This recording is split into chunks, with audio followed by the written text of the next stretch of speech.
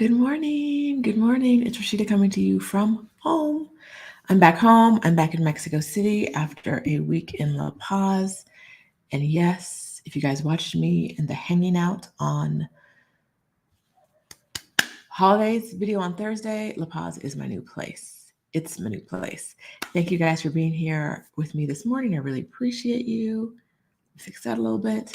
And today I'm here to talk to you about 10 things you need to be doing this year if you want to move abroad next year.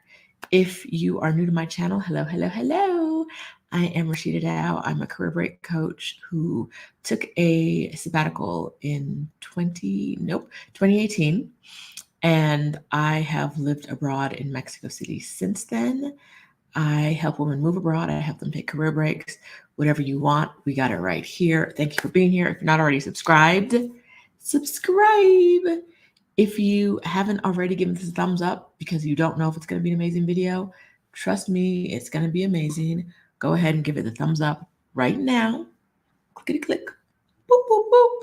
Turn notifications so you can get the next video from me because I love talking about moving abroad here. If that's what you're interested in, you're in the right place.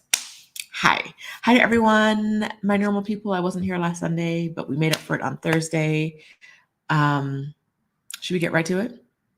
Y'all know I love a long intro, but I think today we're going to get right into it. Boom, boom, boom, boom, boom, boom. Okay. First on my list of things that you should be doing if you want to move abroad in 2024 is lotioning your hands because every day I come here ashy.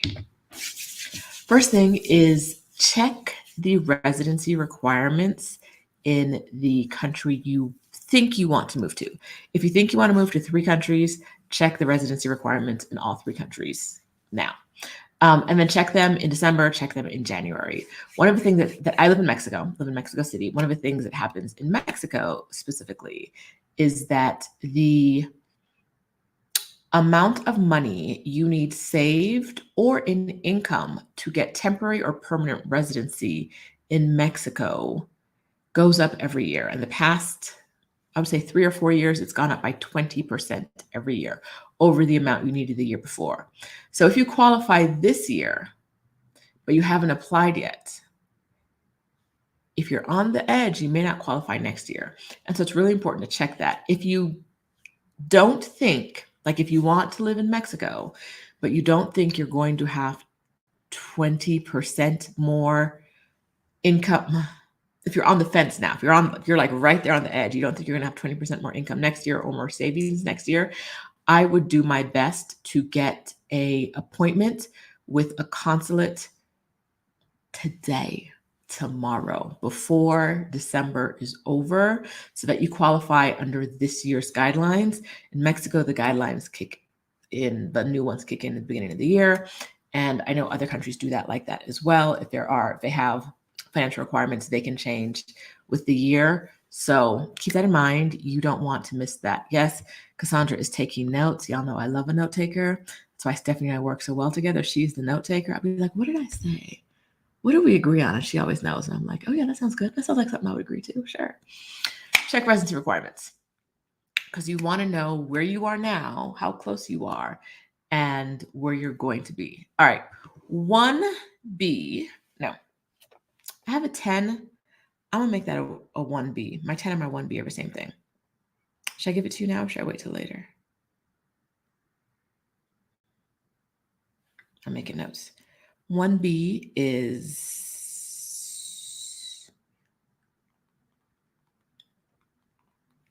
I'll give you the 1B now. I'll keep 10 separate. 1B is keeping in mind that you don't necessarily need residency to move abroad if you just want to bop around, right? You can live if you have a US passport, if you have, how do I want to say this?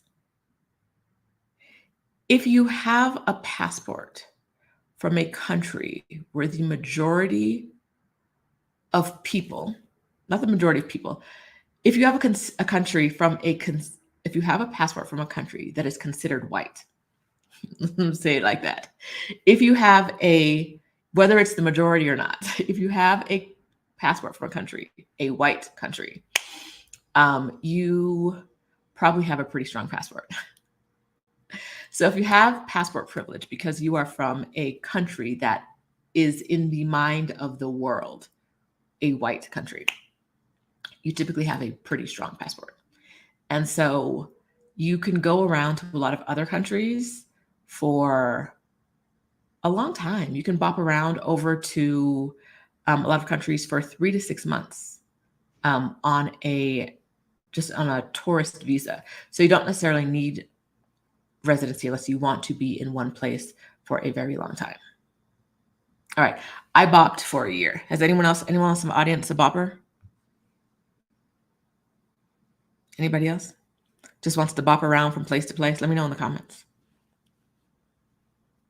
Morning, Aileen. Monica Adelina. From the YouTube membership. Hey, hey, hey. Olayinka. Carmen Jacobs. Sarah. Janice. Stephanie. Glass half full. Welcome, welcome, welcome. Carmen wants to be a bopper. Exquisite Coils is bopping. Janine Mellis, I think I'm pronouncing that right, bop for a year and a half from 2017 to 2018. Bopping is so much fun, right? Waking up in the morning and being like, where do I want to be today? Where do I want to be tomorrow? I'll figure it out. So much fun. So much fun. So keep in mind, Anita, Global Granny, is Team Bop. Are you back in my city, Global Granny? Because I need to give you a hug, finally. Monica Adeline is in Mazatlan, and she plans to bop around to another city. I thought about you this weekend because we passed the ferry terminal for the ferry that goes from just outside of La Paz, in La Paz, basically, to Mazatlan. And they said it's 16 hours on the ferry. Like, I want to do that, but also I have questions. 16 hours on a ferry. Sounds like it could be a good time. Sounds like it could be a terrible time. And you don't know. So I need to research that. Nisha wants to spend her time between Mexico and Costa Rica. Good plan. Okay. Cassandra coming through.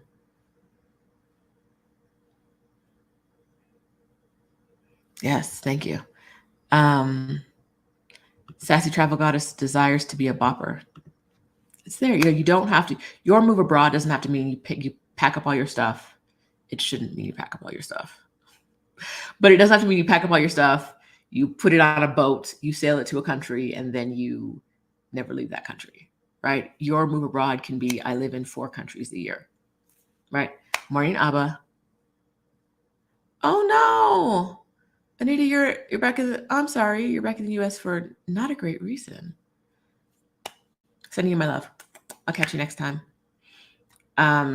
Okay. Number 2 on the list, if you want to move abroad, is you should be decluttering. I say this as someone who didn't declutter. And I created a blog earlier this year, which is a very highly watched video on this channel. Woo! Okay, let me get the link and drop it. It's about what I did when I was decluttering my storage unit. And it took us a solid 2 weeks. If I had done any work before I moved, it would have been so much easier than what I actually ended up doing. It's time to declutter. Now, Adelia, I don't know if she's here, but I voluntold her to make a video about the best ways to get rid of things, because the biggest problem I had when I was trying to declutter was figuring out who would take certain stuff, right? Because all your stuff isn't going to sell. And then, like, what do you do with the X and the Y and the Z? So decluttering my storage unit was hard in a lot of ways. She took the weekend off, but I think Adelia saying she took the weekend off means she's still on it. That video is going to come. Instead of just being like, nah, girl, I'm not making that video, which was her other option. Is that what that means? You gonna make that video, girl? I think for a lot of us in this space, that would be very helpful content. Because like I said, I had her with me, and it's the only reason I didn't just burn the people's house down. I was in an Airbnb when I was decluttering. The only reason I didn't burn their house down was because Adelia was with me and was like, okay, so for electronics, this is what we do. And for this is what we do. And bras go here, and this goes there. And this is how we deal with it. Oh, you have 500 pens? Let's find a school to give them to. I was like, oh, because I would have just been like part of decluttering that was hard for me was there were so many things I didn't want to put in the trash, right? But I didn't know what to do with them. And so having someone who, I don't know why she has all this stuff in her head. Well, she's a minimalist and I'm not. So I don't need to worry about where things go because they go in my house. Like, I don't need to worry about where things go because they stay with me. Adelia is better at getting rid of things, so she knew where things go. She was excellent at that. I'm not going to volunteer her for work. I did volunteer her for a video. I'm not going to volunteer her to help you. I'm going to volunteer her to do a video that will help everybody. Listen, Monica Adelina just cleared out her storage in Southern California. She's saying too, do it all before moving. Start now. Start now. Because I truly felt so bad about like, oh, these are good things, but I can't find any place to put them. So they might have to go in the trash. No one's buying them. Some people would like, the free stuff was so hard to get rid of. People were so flaky about the free stuff. But yeah, how to get rid of things was much, when it gets down to it, was much harder than I thought.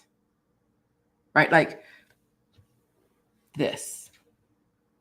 No, that's from that vase this picture is from Marrakesh. Nope, somewhere in Morocco. Casablanca, Rabat? No. This one is the first thing I purchased at a vintage store in 2000 maybe. I think it's from the 50s. So like it has, it's glassware that I've had. I have stuff in it now. It's like cracked glassware I've had for over 20 years, right? And it's been around for about 70 years. But like, this isn't necessarily the kind of thing that someone else is going to want to purchase. Like, it, you know, and it's not necessarily the kind of thing that someone's going to drive to your home to get for free, right? It's like, do I throw it away? Obviously I didn't throw it away. That was in my storage and I brought it here with me. But like, what do I do with these things? It was very, very difficult. And so declutter, do a little bit today. Spend an hour today just going through things. Pick a time, 30 minutes. Woo! Monica Adelina, be ready for emotional drama in the process. There was emotional drama. Joy S, what I do with sentimental items? If it was truly sentimental, like I needed it, not just a photo of it, I probably kept it. But for things that I couldn't keep, a lot of them I threw away. Like yearbooks that I've had since first grade, I had to throw away because I don't have room for it.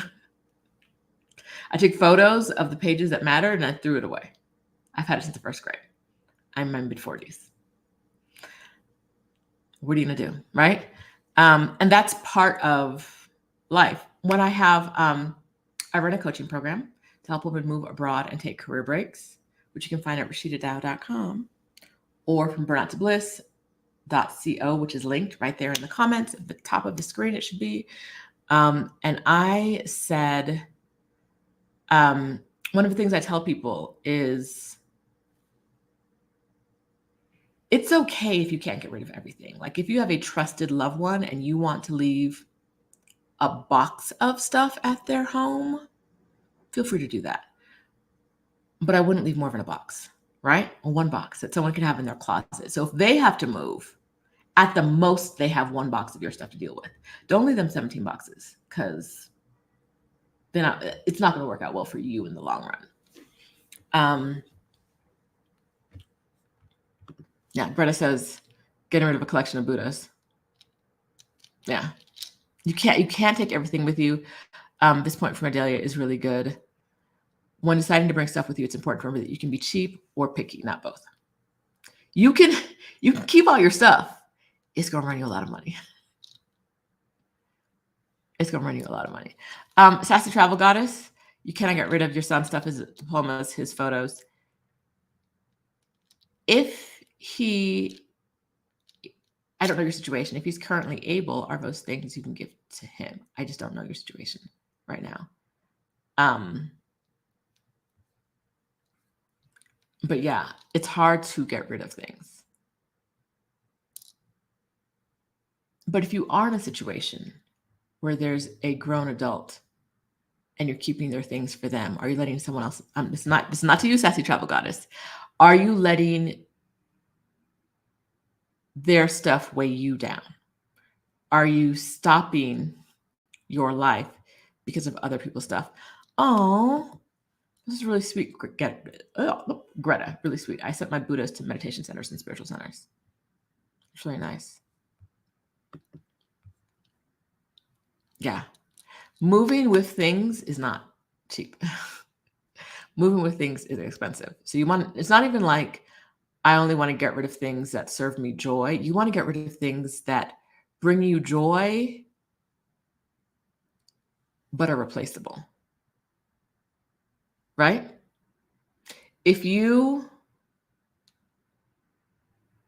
What brings me joy?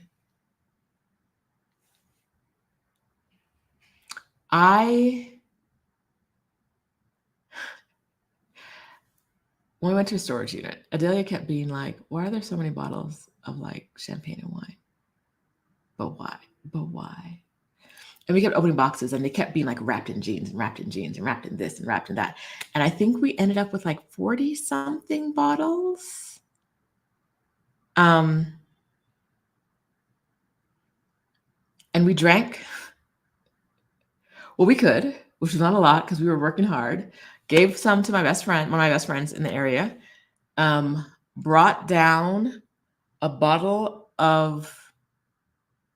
limit of what we could bring down without them taxing, right? Which was a bottle of Cuban rum, and I brought down a bottle of champagne that I've had for over 20 years. I keep things. I've had this bottle of champagne for over 20 years. I kept that. Adelia says 50 plus bottles of wine and champagne. But like a lot of them were because I was in the Shandong sparkling wine club before I left. So I had a lot of them. Like they bring me joy. Alcohol brings me a little bit of joy. A little sparkling something brings me a little bit of joy. But I can replace it, right? So there's no point in bringing it down with me. If the replacement cost isn't like for me, if the replacement cost isn't going to be like 2 or 3 times what I paid for something, and it's not like one of a kind, get rid of it and get something new, right? Like I don't need 50 bottles with me. Bring down the bottle I've had for 20 years. Bring down the Cuban rum that I cannot find anywhere else in the world besides Cuba. The rest of it can go, right? The other stuff was replaceable. It's fine.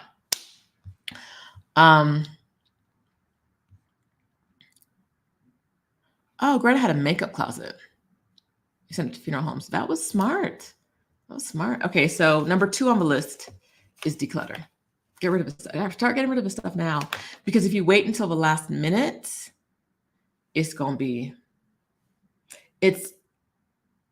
I've never heard anyone, and there might be someone out there. I don't know you. I do not know your life. I do not know your lifestyle. If you can say this, there may be someone out there who can say decluttering was easier than I expected it to be, but I'm going to say at least 99% of the people are going to say it's harder. It was much harder than they thought it was going to be, and it took longer. Much harder and takes longer is usually what people say about decluttering. So even if you're like, I have plenty of time, still start now. Start now.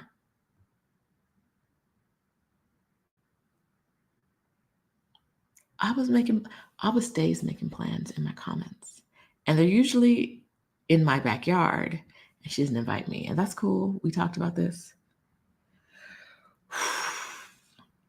I'm going to work through this pain. And now she's making plans with someone in Chicago in my comments.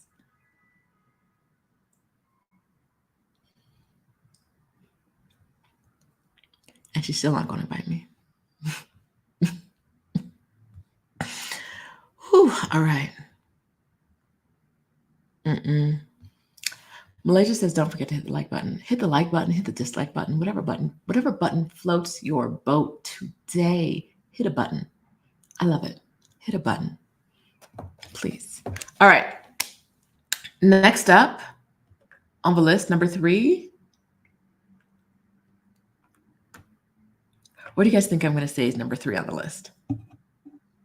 Guess. What's number 3? What haven't I mentioned so far? What haven't I mentioned so far that you think is really important? Drop it in the comments. I'm going to see who knows.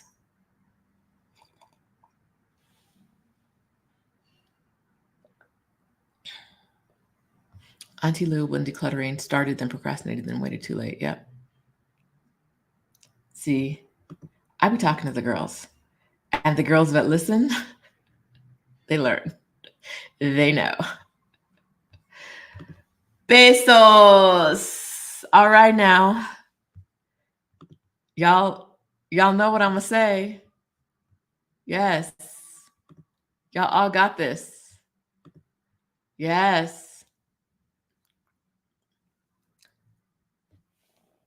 Okay. So I'm going to talk about money, but specifically I'm going to talk about income. Exquisite Coil said pay down debt. And while that's really important, that should be part of your life plan right now. Not your moving abroad plan. So I'm going to assume you already have a pay down debt plan. Oh, hold on. Oh. Look at all my comments. Black women build wealth said find a man. And Stephanie Perry said, rich man. Find you a rich man.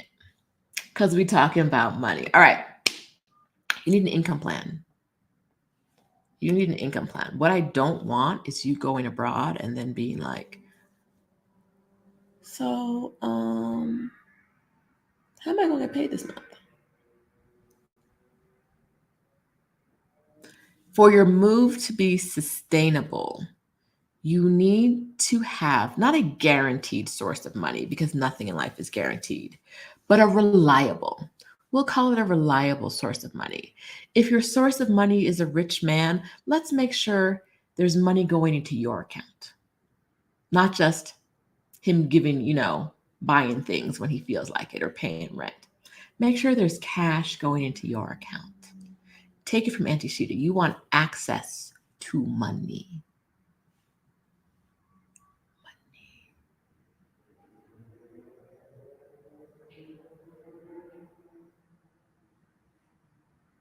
I spent the last week with my niece and nephew, so there was a lot of Auntie Sheeta behavior going on, lots of ridiculousness. But yesterday we had to have a conversation about like adult men grooming younger girls. Because at one point we were talking about something. She's like, well, that age difference doesn't sound that bad. And I was like, wait. Or no, we're having a conversation about someone off topic. Y'all know I was going to hit a segue somewhere. We're having a conversation about someone who waited for someone to be of legal age. And she's like, well, that doesn't sound so bad if you waited. And I was like, wait. wait a minute. Pause. Andrew Sheeta needs to say something to you about why a man waiting for a 16-year-old to become of legal age is not okay. And it's not something I would want for you. Let's talk about that. Any hoodle. Lots of Auntie Sheeta wisdom this weekend. And so I'm back with my Auntie Sheeta-ness. If it's a rich man, make sure some money's going into your account. Thank you. An income plan. We need streams of income. Rivers, lakes, abundance. All right. So how do you make... this was the hard part. I wasn't talking about Elvis. I was talking about someone in her family. Not someone who's related to me. I'm not blood related to them. Yeah, I'm talking about someone in her family. So I couldn't be like, he's a disgusting perv. I had to be like, well, this is a problem with it. Your uncle. We were not talking about Elvis. We were talking about someone much closer. I don't want to call him gross, so I'm not going to do that. But okay, you need an income plan that is reliable and that is going to work for you abroad.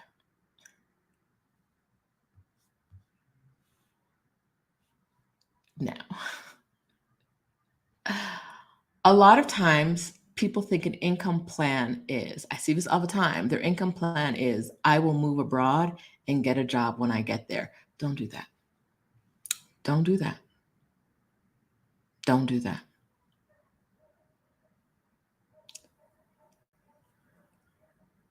When you have a strong passport, not always, but a lot of times it's related to the fact that the country you live in has higher income than potentially the countries you're going to. So a lot of times what I see is like, okay, the everyday, I'm gonna tell you, I love telling you stuff I see on Facebook. The chef-ish, I don't know. And it's not like Gordon Ramsay, it's a man who's working in a kitchen. I don't know the details. He got a job under the table in Mexico because he didn't have the permit necessary to work. He didn't have a work permit. So he was one of them illegals taking the jobs like we love to talk about in America. So he was down here in Mexico working under the table for a ridiculously low wage. You know, was it Naomi who said, I don't get out of bed for? He shouldn't have got out of bed for that rate. And she would not have gotten out of bed for that money. But he did. He went, he worked. And then that man never paid him. His boss was like, well, what you gonna do? Yes, you worked for a couple of weeks. And yes, I didn't pay you. Now what?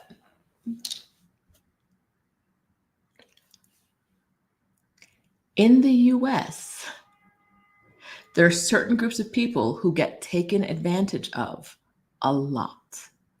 One of them are people who work without proper work permits.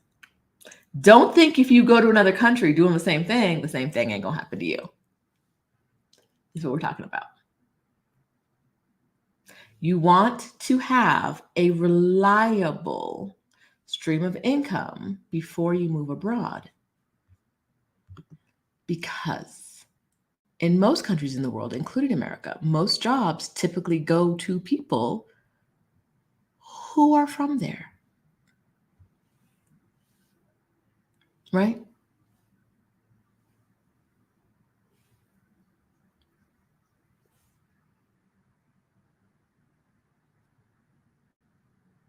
You don't want to be out here. Can't get a job legally, not getting paid illegally. No money streams. Have a plan. Okay, I see Cassandra's question. Is one stream, what? I'm trying to get it on the screen. What's going on? Okay. Oh, not that one. There we go. Is one stream of income not advised without a backup stream? I think that depends on how you define income stream.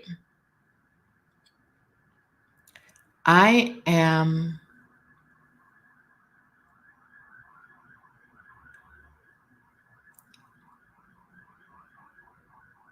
an infopreneur. I create digital content. As an infopreneur, I have one stream of income and it's whatever's in my brain and I put on paper, right? But within that one stream of income, I have multiple ways to get money. I feel very secure that I will always, not always, but most of the time, be making money through my income streams, right? So Exodus Summit is one way I make money. It can pay my living expenses for a year. YouTube is another way I make money. It can keep me in plantain chips and like a mid-grade Cuban rum for a year. It's not buying shoes though. It's not shoe money. It's some snack money. It's not grocery money, right? My course, I'm kind of inconsistent with that. Sometimes I tell y'all about it to remind you, but if you want to buy it, it's there for you. And sometimes I'm like, oh yeah, that's a thing that I do. So I don't think that one income stream is not advised. I'm not going to say that. I'm going to say that if you're working for someone else, especially if like you're working for a company that you're not telling you're moving abroad, oh, you should have some money saved, a little backup plan. You should be working on something of your own, or you should have some savings in case something happens. If your income stream is completely within your control, one might be fine. Because I am never going to tell anyone, specifically the Black women who are watching this right now, I'm not going to tell you to go get 7 jobs. That's not it, right? So I'm going to tell you that if you feel comfortable with that one stream and you have some savings, one's enough. If you lying to people about where you are, have another stream, have some savings, be prepared for the day, because the day will come. It may be 2 years, it may be 2 months. It may not come before you're ready to quit, but the day will come that they're like, your computer keeps logging on at this site. What's happening? What are you doing? You don't want that. All right. Let's see. This last part of Adelia's comment. All the time, I see people in Facebook groups talking about, how am I supposed to get a job? I can't find a job because they only want Spanish speakers. Yes. What did you think was going to happen when you moved to a majority Spanish-speaking country? And like Spanish, what did you think was going to happen when all you can say is hola? Who was going to hire you? Not saying you can't get a job, but it's not going to be, the easiest thing to do. And people stay in the groups talking about, what am I supposed to do? I can't find work. You can't find work because you don't have any skills they want. I'm so sorry. Did I say that?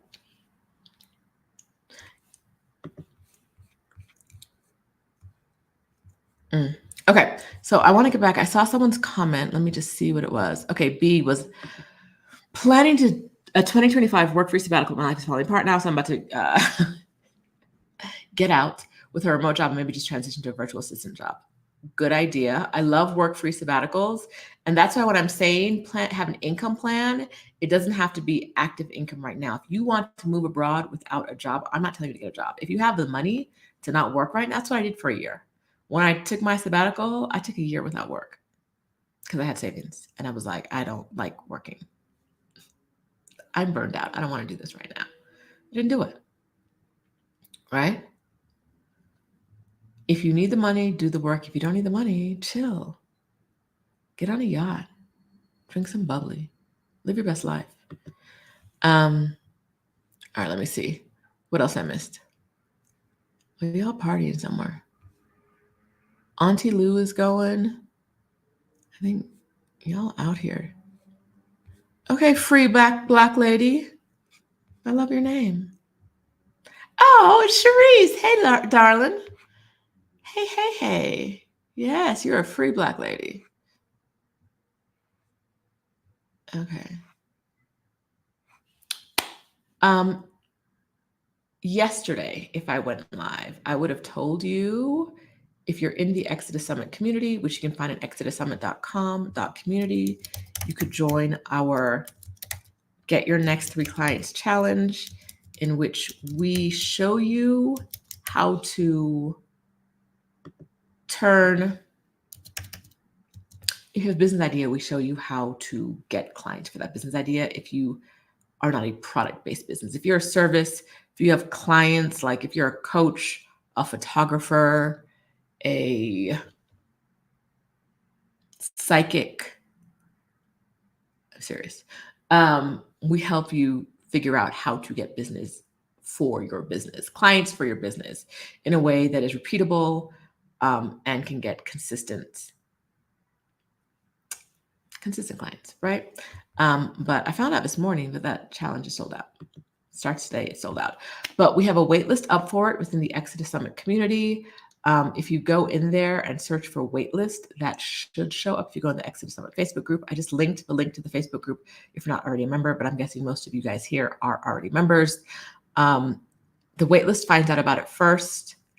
I think this is our 5th or 6th time doing it, and I'm pretty sure we've sold out every time. It's unlikely we'll do it again before March, but if I were you, March might sound like a long time away, but if you are not getting consistent clients that will pay your business expenses every month and will give you some, plantain chips and Cuban rum money every month, I would say sign up for the wait list. And if in March you're like, no, I said March, but I mean, don't do it before March. It could be next December that we do it again. I do not know. But when it comes around again, check and see. Could you use 3 more clients? If you could, sign up. If not, the wait list is what I'm gonna tell y'all to do today. Do the wait list. Get on the wait list. Okay, don't tell Stephanie I said this. I haven't seen her in a while, so I don't think she's here right now. Okay. Even if you don't have a business idea right now, sign up for the wait list, because by the time we do the challenge again, you might have a business idea. But it's our secret. Sign up for the wait list and maybe you'll have a business idea by the time it comes around. But if you don't sign up for the wait list, very little chance of you getting in. Has sold out every single time we've done it. Okay. You need an income plan. Baby, an income plan. If your income plan is robbery, let me know. Right? A little like fraud. Hey, holler at me. But you need a plan. You need a plan. All right. Dara's here. Hey. Oh, yay. Sharice got her YouTube channel name in Stephanie's challenge. Yay. Oh, Stephanie is here. Shh. Don't tell her. She might have missed that. Oh, wait. Sharice with the testimonial.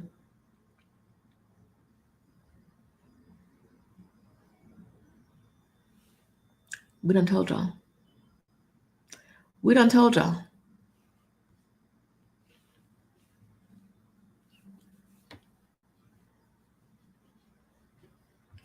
Auntie Lou wants to know what light fraud is. I do too. I'm not quite sure, but I'm interested. Conceptually. Hypothetically, I'm interested in the concept of light fraud. A little, Okay. Next on the list, you have an income plan. You know where your money's coming from. And your income plan could be, I'm going to withdraw from my retirement, or I'm going to get a pension, or I'm going to sell some stocks or some feet picks or some whatever you know what I mean? Like whatever you got to do. I'm not judging anyone's income plan as long as you know what it is. We all got to eat. And you know me, I'm never going to get in the way of you eating.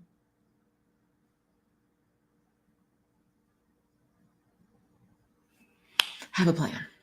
Okay, next on the list, check the cost of living where you want to go. Check the cost of living where you want to go. So many people do it until too late, or they see, okay, here's how I don't want you to check the cost of living. We're going to talk about the ways not to do it. Is it Adele, are you still here? I know she's going to have something for this one. And if you guys have seen, if you're in places where you see people checking the cost of living in a way that makes you like Nah, that ain't it. If it makes you say like, no,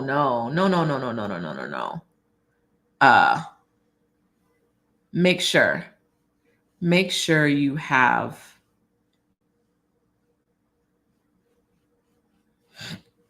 other ways. So we're gonna talk about some other ways. We're gonna talk about what doesn't work and some ways that do work. Check. What I don't want you to do, we'll start there. I don't want you to look at videos from more than a year ago for cost of living. This inflation is not just a US thing. Inflation is not just an American concept. Inflation is happening everywhere. I mean, price gouging is like American, like apple pie. So like eggs and stuff that you saw, like crazy prices, that wasn't happening everywhere in the world. American Greed. Remember that show, American Greed? It was wild. Any hoodle. One no light fraud happening on American Greed. It was full on fraud. All right. Oh, yay. Dra, a graduate from Bronte Bliss, showed up to tell us she going back to bed because she ain't got to do nothing on her beautiful Sunday. Yay. Okay. Don't look at any content from more than a year ago. If you're in spaces where people are talking about their cost of living, ask more questions. Specifically, what neighborhood are you in? How many people are living on that amount of money? How would you describe your lifestyle, right? Like find out the things that you want to do and then check the cost, like see who you can find that is doing those things. Yes, this is a good one. You find info online, validate with people who live there. In Adelia and Roxanne's group, Brothers and Sisters of Mexico City, people are always in there like, hey, I want to pay X amount for an X bedroom place in X neighborhood. And all the time, people are like, I know that's what you want, girl, but those are prices from 3 years ago. Yesterday's price, today's price, you know how it goes. Check. Ask people questions like, what have been the biggest economic or financial issues you've seen in the country or experienced since you've moved, right? Roxanne, who's in Panama right now, they have these protests going on, which sound fine, but she posted an $11 head of iceberg lettuce the other day, and that's not fine. $11 for a head of iceberg lettuce. Now, I ain't never buying iceberg lettuce because it tastes like sadness and water. I don't want it. But for people who do, right? Like imagine how expensive your salads in a restaurant are if iceberg lettuce is $11. Over 11 point something. So like $12. Ask the questions. Because if a protest is happening this year that creates a blockade that makes food that expensive, it could happen next year, right? You don't be surprised by that. The rent in Mexico City has been going up exponentially. It's not going to end next year, maybe a year after that. It's going to go up for a while. Yes, if iceberg lettuce is over $11, what is tomato? What's a tomato? What's going on? What are they charging in these restaurants? If that's what iceberg lettuce. I got the sads when I saw that, right? Like you want to ask the questions, what are the economic issues you've seen?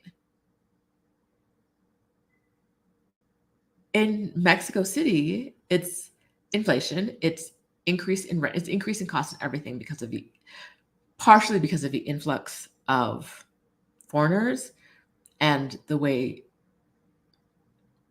people with resources have used that as an excuse to raise prices. Oh yeah, Deli says that's if you can get the iceberg lettuce because it ain't everywhere. Ask the questions. People be like, I live in Tulum for, pause, I'm gonna get something real quick. I live in Tulum for $1,000 a month. Baby, you ain't got no air conditioning and it's 90 degrees every day. Well, I don't want that life.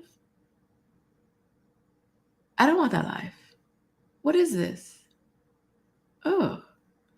Also,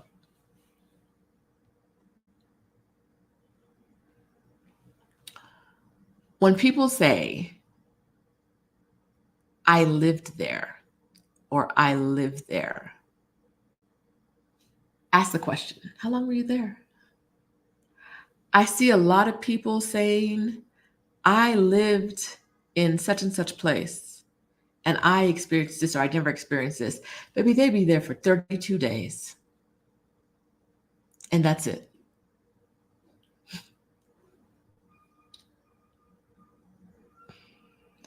Right? Like, let me know if I can skip to a different video, but I can skip to a different conversation because we ain't got nothing to talk about here. Right? Like, I vacationed in a place long term is cool. Right? But don't tell me you lived in a place and I can rely on you for experience if you were on. I'm not invalidating anybody's experience. I'm not going to say that you didn't live. If you believe you lived in a place for that long, I'm not going to say you didn't live there.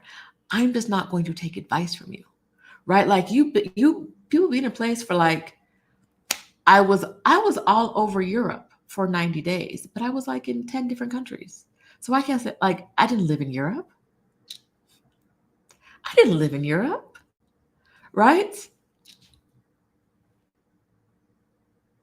And so if I was running around talking about, no, Europe is just as inexpensive as Central America, and it's a great place, and it's super easy, and everyone treats you really kindly, you should look at me crazy. Because even if I was in Europe for 90 days, I was not grounded enough to speak on my experience and tell anyone what it's like to live there. I can tell you what it's like to vacation there. I can't tell you what it's like to live there. So ask the question. Some people be on vacation and acting like they spent a lifetime in a place. Ask those questions. Or if they did say I lived there, what years? People will give you advice about places they were 5 years ago. It don't matter to me what you say. Relevant, timely.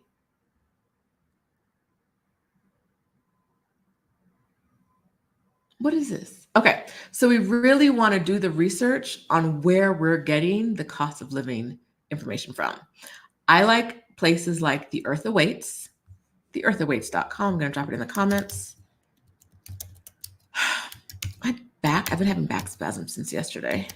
Theearthawaits.com and numbeo.com. Numbeo has more information, but it's not as like pretty as The Earth Awaits. But if you can't find your place that you want to move to on The Earth Awaits, check Numbeo.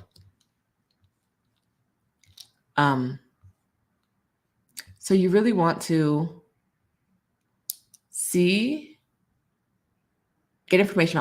get information from sources like this, but also, like Adelia said, verify with people who are on the scene.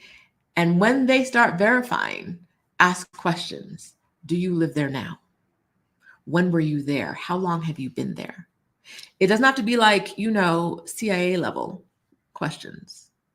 Tell me your exact zip code. Drop me a link to your home. People be like, I need to know the building you're in. Why?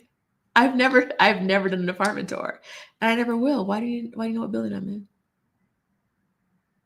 Well, I want to compare rent.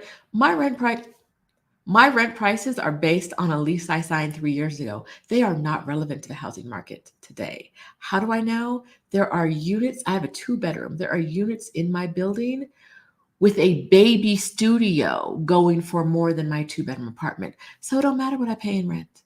Baby, that ain't got nothing to do with today. Ask the questions. What are people renting apartments for today?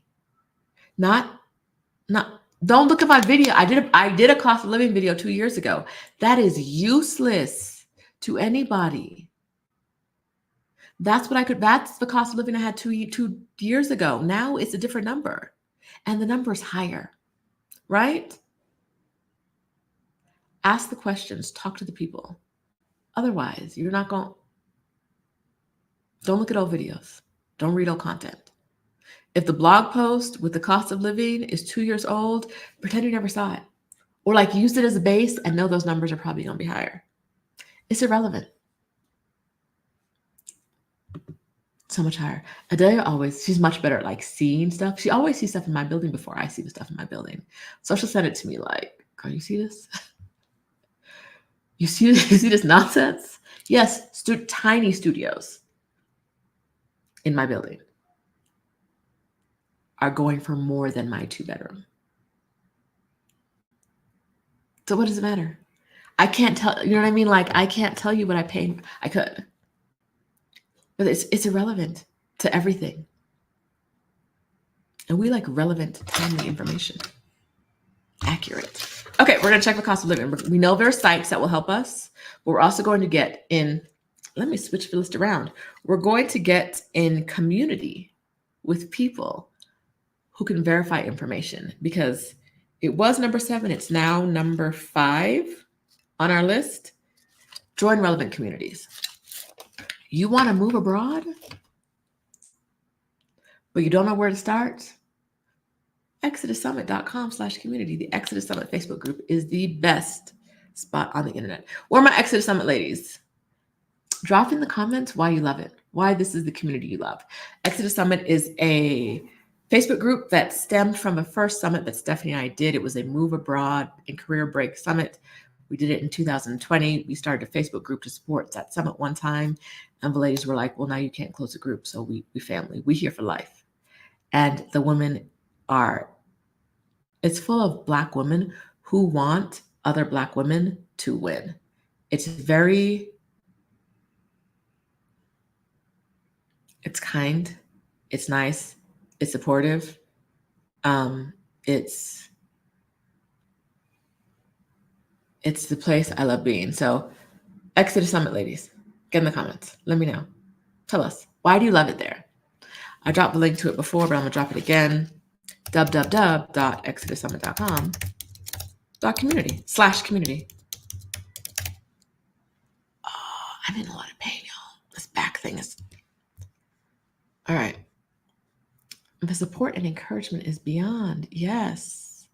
Celeste is inspirational.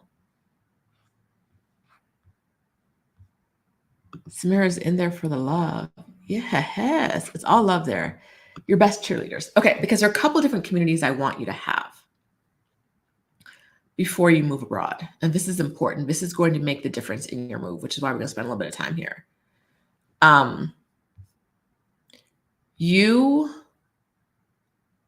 want to be in community with people who are where you want to move to, but you may not know where that is yet. Nisha is in South Korea, I believe, and she's still Exodus Summit Squad. You want to be in community with people who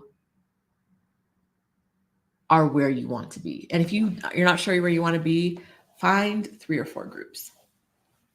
If you're watching this and you're a Black woman or a Black man, I'm gonna speak to Black man too this time. Hey y'all.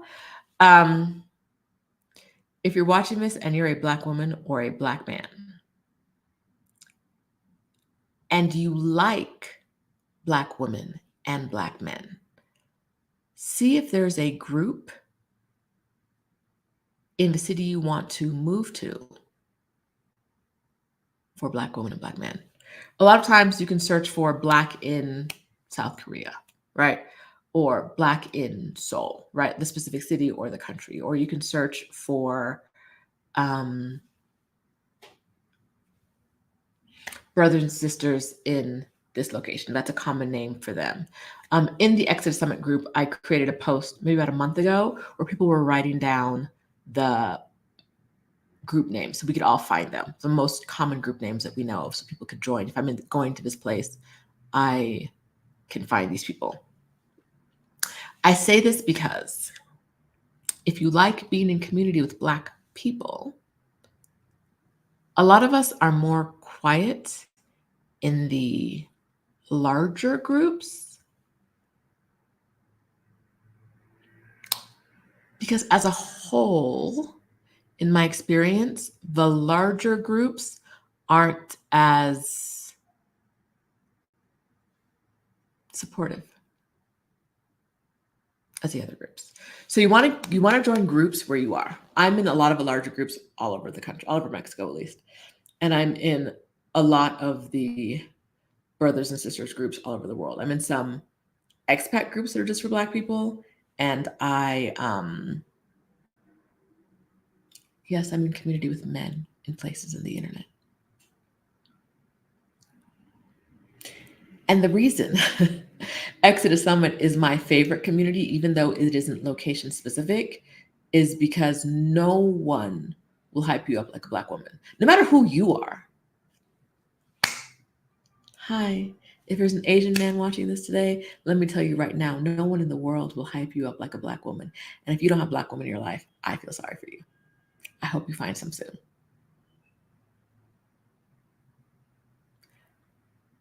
Black woman will hype you up like nothing.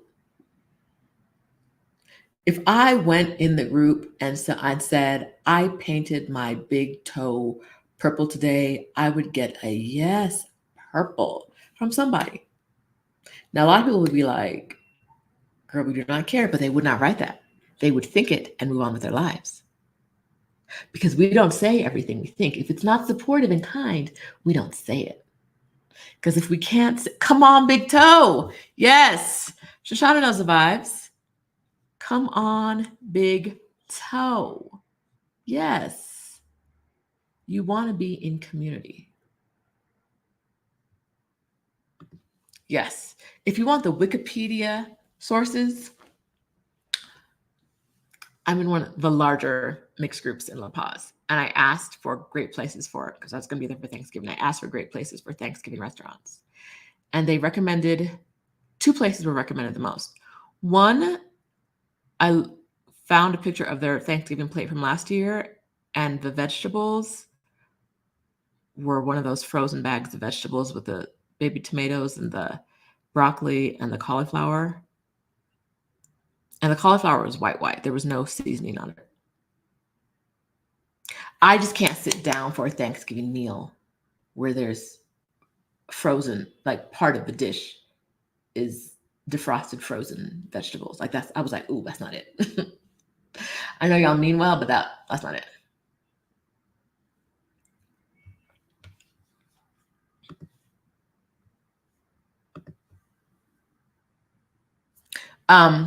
So we went to another one that was recommended. And baby, when I tell you that plate was good, it was excellent. But I'm going to gatekeep the name of this restaurant because that turkey dinner was amazing. My little niece, my baby girl, my mini me, she don't eat meat. She had the salmon and her dad ate some of her plate. And their stomach's feeling right. They spent a whole day through both ends. They had some both end experiences the night of. So we had this really great recommendation. I was fine. Mom was fine. The boy was fine. Daughter and dad out for the count. So we got a recommendation. It tasted good. It was a Canadian chef in La Paz. If you know La Paz, you know what I'm talking about.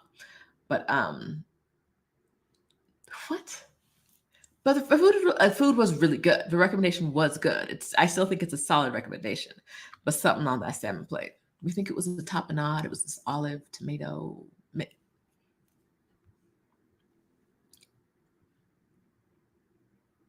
Mm-mm. Mm-mm. Whew. Child. This morning, baby girl's getting on that flight and still has like a very upset tummy. It's Sunday. You ate that food on Thursday. Okay, Igami says, Exodus Summit always cares about your well-being. Black women's well-being is a top priority, like in the deep inside your heart way. Yes. Yes. Okay, wait, y'all. I'm not a fan of WhatsApp because why is my phone making all this noise? who are these strangers talking to me? It's not for me. Like when I say I'm an introvert, I really mean it. Like my phone is always off. But sometimes if I have WhatsApp open on my computer, I can't stop it from making noise. I don't know what it is. Even if I have notifications turned off, if the WhatsApp is on, it still makes noise. And I'm like, I'm trying to do nothing. Like, why are you talking? But B's in a trusted house sitters WhatsApp group. Luxury Vagabond is in WhatsApp groups from Exodus Summit. I'm not in a single Exodus Summit WhatsApp group. There's a group in Mexico City that started because of Exodus Summit. They started a WhatsApp group because of Exodus Summit. I never joined it. They'd be getting together, or they were getting together all the time, not saying anything to me. I'd be like, oh, you don't know her? How come you don't know them? And I'm like, because y'all in the WhatsApp group not telling me the stuff is happening. Oh, you didn't go to so-and-so's birthday party?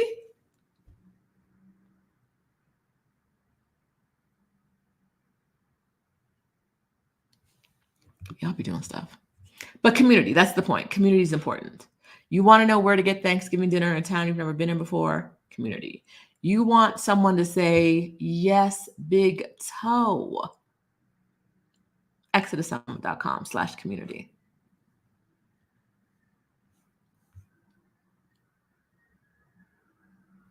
Y'all got this, right? I found my group with Exodus Sojourners. I'll be attending the retreat in January. So excited. I'll be because of Exodus Summit. I see the words you're saying, but I have absolutely no idea what you're talking about. I am not aware of Exodus Sojourners. I didn't know there was a retreat in January. I do not know how this stems from Exodus Summit. Okay, but also, like, Stephanie and I do love that like we created a thing and you guys take it and make your things, because we can't support everybody around the world, right? So like you take it and you do your things, but I literally don't know what Exodus Sojourners is and that there's a retreat in January. Y'all's not be telling us nothing. A retreat in January? And I wasn't invited. You see the I don't think they like me. It's a common theme. I gotta find out if Stephanie knew about this. I know she didn't, because y'all could have emailed her and she would have never seen it. Unless she joined Stephanie's challenge, that's where she hears about things.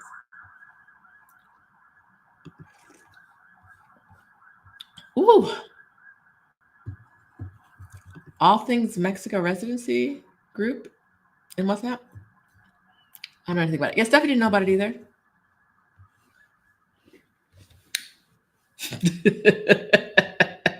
We love it. We're very, very happy for you guys.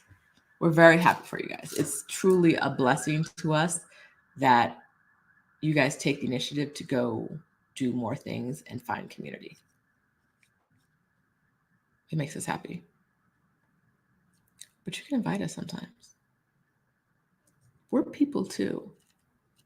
Oh, Group of Sisters in Chapala. Okay, so I think I have a vague idea who that is, what's going on there now. Okay. We talked about, I'm going to read the list from the top. A Texas WhatsApp group. Y'all just,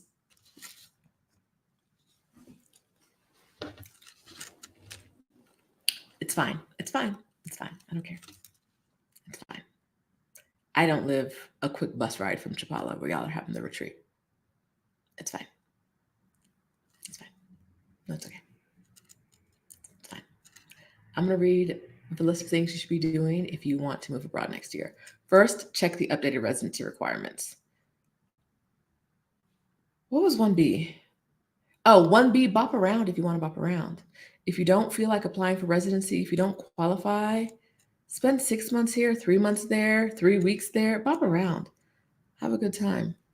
Exodus Sojourners was my second accountability group.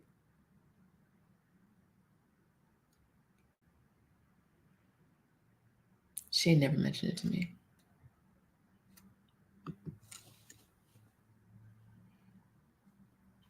Okay. Number 2 on the list, declutter. Don't wait, declutter now. Because if you wait, it'll be too late. Take it from me. Take it from Adelia, who had to sit through my decluttering. Take it from Monica Adelina, who just went through this recently. It's much harder and will take much longer than you think. Because you think like, oh, all my stuff is really great. People would want it. People don't want your stuff.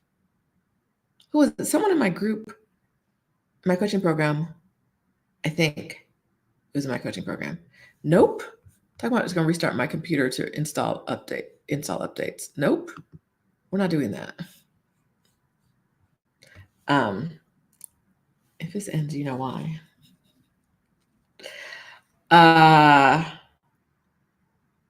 Someone couldn't get their family to take their family photos. Like they had family photos and they couldn't get anyone to take them.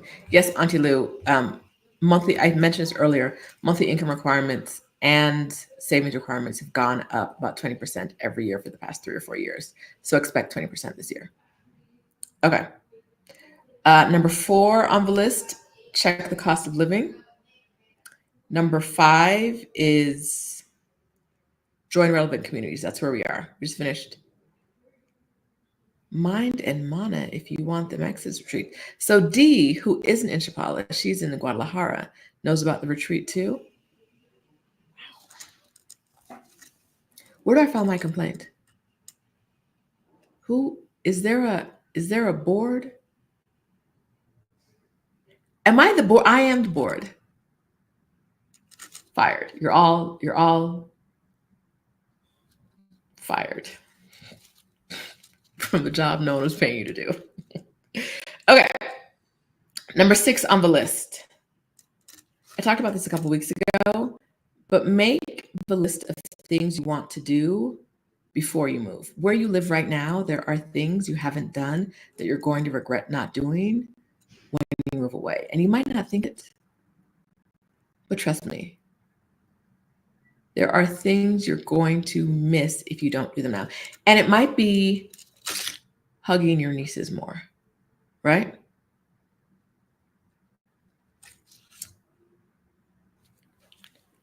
But yeah, Monica says people do not want your stuff.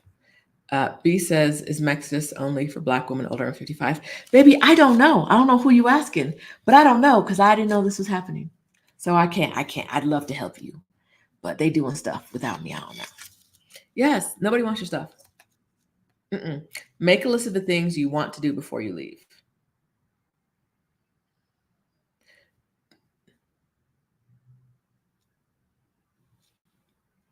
Is there a place you've always wanted to get to eat? A place you've wanted to go for tea? Someone you've always wanted to get jiggy with? Make a list. Make things happen. You can always go back, but the chance that you're going to go back and want the same things you want now may not be true.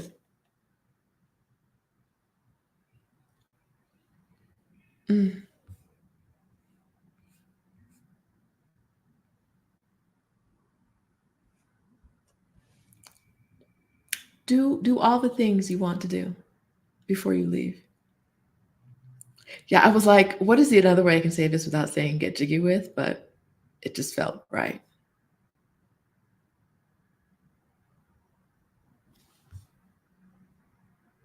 Oh, look at Anya. Stop saying you're going to move it. Stop talking and take action. If I said that, I meant it. But I really don't know what I say sometimes. I here for 2 hours just talking, just saying words.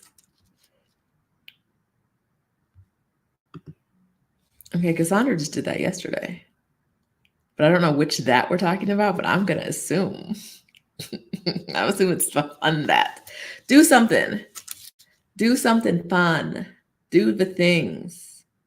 Right? Rob a liquor store. Whatever. I'm kidding. I'm kidding. I'm kidding about that one. Do something fun. You're leaving. Like, I'm not saying like burn bridges. I'm not telling you out there to go out there and like slash somebody's tires, right? But if they deserve it. If your spirit won't be at ease, do the thing that will put your spirit at ease.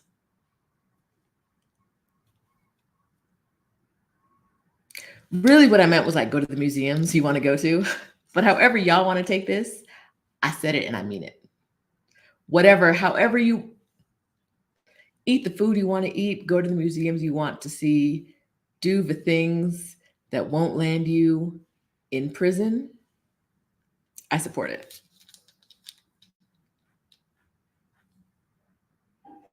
Do the things. All right, that's a short one. Y'all don't have to, if you want to write the things you want to do, put them in the comments. I'd love to hear them if they're legal. If they're not, don't write them down, not even in your journal. Y'all know the rules. We keep it up here. We don't tell nobody. But if you want to do some things, right? Like, do you want to host your family for Christmas? Because you've never done it before. You want to, drive out of town and do something. There's always like, even if you don't love your city, there's probably some cute cities close by that you've never been to, but you've heard great things about. Cassandra says local destinations. Yes. Get out there. Drive to something. Do something that you may not have a chance to do again. Or it could be much more difficult to do again. Like I said the other time, I did not go back to the Asian Art Museum when I worked like a block and a half away. And to do that now, I would have to fly to the Bay Area, get a hotel room, all of those blah, blah, blah, blah, blah things.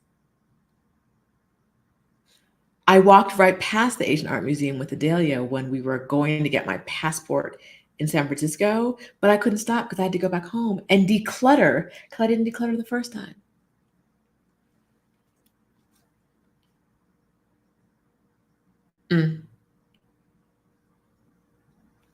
Do the things you want to do. Okay. Number 7 on my list. So I think I could use, oh, yes, this is a good one. Check out your local Atlas Obscura, which I think is just atlasobscura.com.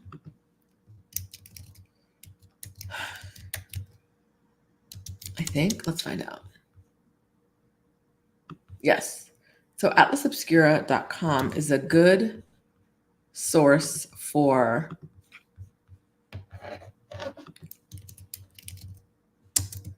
obscure things to do in your neck of the woods or wherever you're visiting. Boom.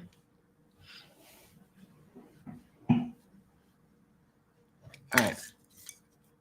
Now, if you like these conversations, I don't do this enough. You should be in From Burnout to Bliss.co. From Burnout to Bliss is my move abroad and coaching program that helps women, specifically Black women, move abroad and take career breaks. We do group coaching once a month.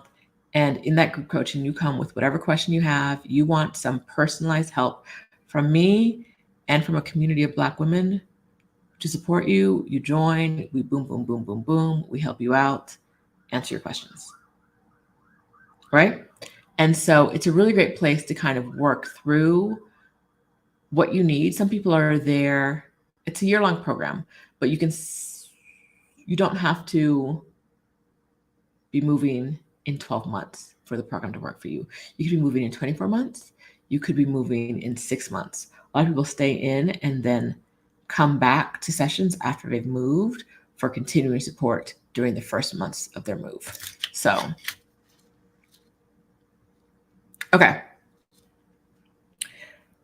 Next on the list, though, I didn't see any light fraud in the comments. I'm very proud of you. Figure out the important logistics. So how are you going to get your mail? How are you going to get bills? Like, we think they're all online. Baby, the IRS sent a letter to my cousin's house because it's my mailing address. And I had to be like, she was like, you want me to open the letter? And I was like, yeah, sure. I guess you're going to know my financial business. Great. Right? Like, you could send, like, what is your plan? I have a plan. It's my cousin's house. Because I just don't personally feel like those mailboxes are worth it. You know, the ones that scan your mail. But it could be for you. That's pretty much the only letter I've gotten in the past year. The only other letters I've gotten have been like credit cards when I don't get mail because who mails you stuff these days? The only other letters I've gotten are like credit cards when they sent them to the house. And like, do I trust the person at the mail service more than I trust my cousin? No. She's probably not going to commit a little light fraud on my credit card, right? Probably not. It's fine. It's okay. Yeah. So I don't have a digital mailbox. I have one person, and I literally get like, I think this is the first letter she's opened for me this year. Come on, piece of mail. Because IRS is trifling.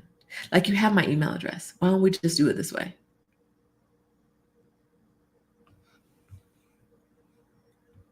Auntie Lou paid for a mailbox service and made all my important accounts paperless. Corinne says she's paying for a virtual mailbox, but thinking about discontinuing it. You don't get a lot of mail. I did not realize that was you when you said, hey. It's been a long time. Apologies. Luxury Vagabond is looking at looking at digital mailboxes. Yeah, I don't know. I just don't think it's Auntie Lou says she's going to do it for a year until the paper trails off. Yeah, it's a good idea. If you get anything in the mail, just keep it for a year. Just keep it and then see what comes in during that year, but you feel like you need to address. I have a P.O. box. The only thing that comes in my P.O. box are ads. I think I'm going to discontinue that. Because what are we doing here? Nothing? A big lot of nothing? Okay, thanks. Okay.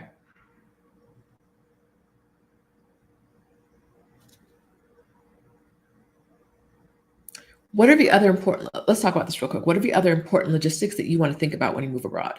So we talked about mail, bills, etc. One of my important logistics is where I can get things delivered. One of my important logistics last year. It is not this year because I am a new person. My new year started in October 2023. My 2024 started in October 2023. Or maybe my 2023 started. I don't really know. It was a new year. October was a new year. What year is it? Who's to say? Time is a wheel. A cheap, flimsy paper wheel.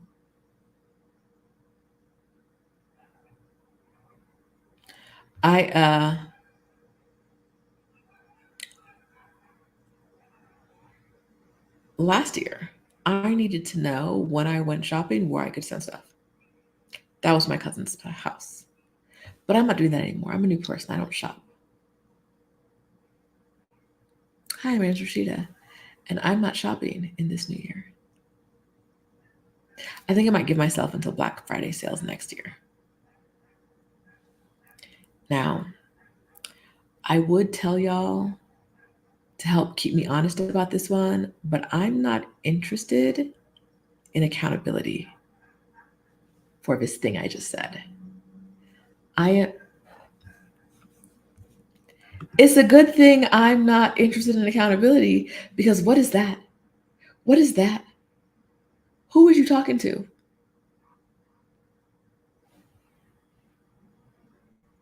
Yes, it may be a lie, but it's a lie I'm telling myself. So I know you must have been talking about time. Time is a lie, right? That's what you were talking about?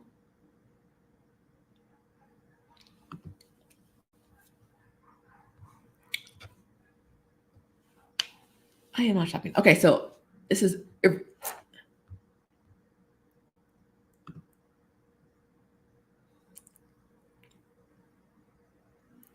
There's a list of things I'm not buying.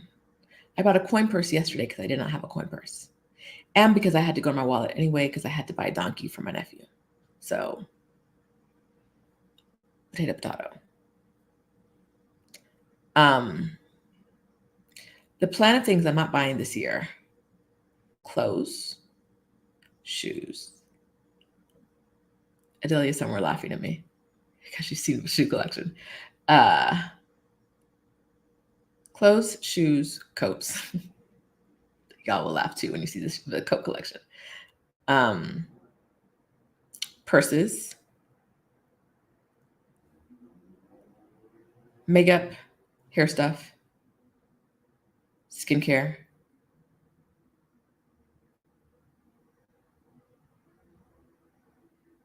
That might be it. All the like this stuff, I'm not buying unless I am out of that category of thing. Not like close to out, but like out. Then I can buy. Until then, I need to sit down and stop buying things. But collection got too big. Okay, so a coin purse, do they still exist? To ride a lot of the buses I like to ride in Mexico City, I need change, and I never have change. And if I have change, I can't find it. So I need a coin purse. It also will fit cards in there, so it's gonna work. It can be an easy wallet. It's beaded. Wait, where is it? Can I find it for y'all? No idea. Did he take it? My nephew didn't take it with his donkey. He didn't.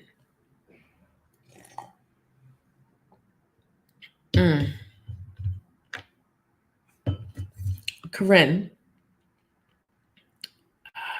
made a run for me earlier this year. So she knows I do not need any more skincare. I do not need any more skincare because I think I have like 10 full moisturizers. That's enough moisture for the year.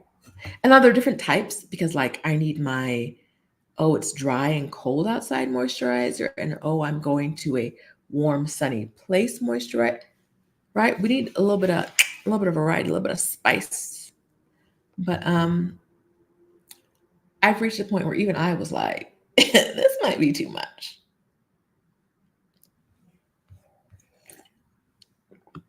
Great question, Sashana.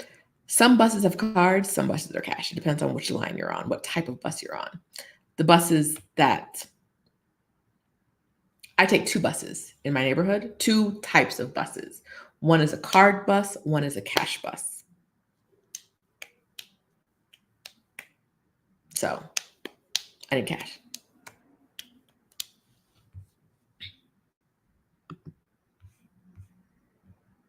So yes, so my goal is no shopping until next year. Sidebar, this was totally a sidebar. I don't know what's going on, how we got here. But yeah, okay, so the question was, what are the logistics that you think you're concerned about in your move? If you have any of those, please drop them in the comments.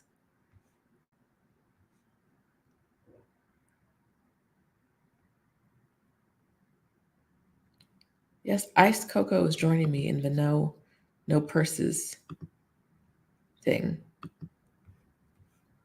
Let's see. Ooh, Junquette says revising estate planning for moving abroad. We talked about this a couple weeks ago.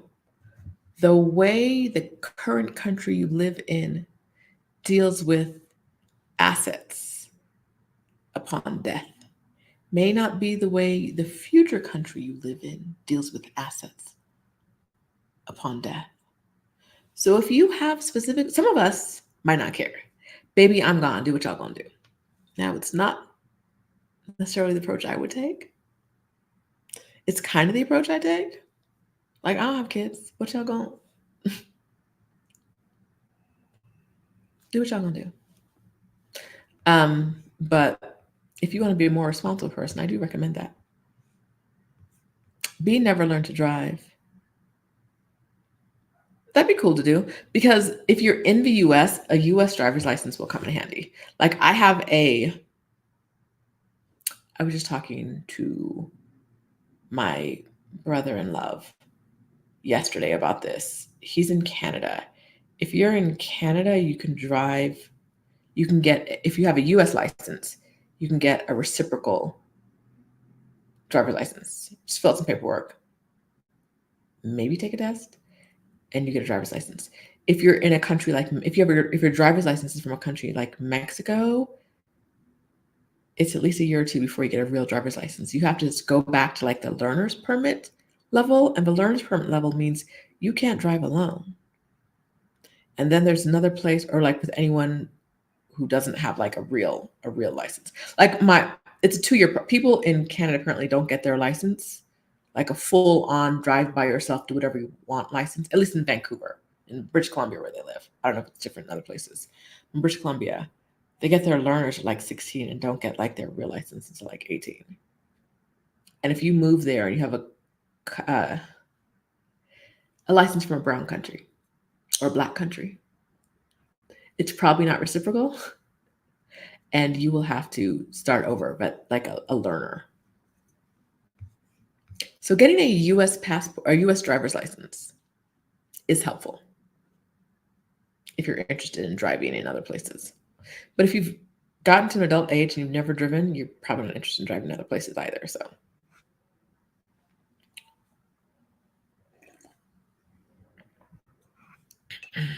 okay, let's see. What are the other logistics? Morning, Shauna.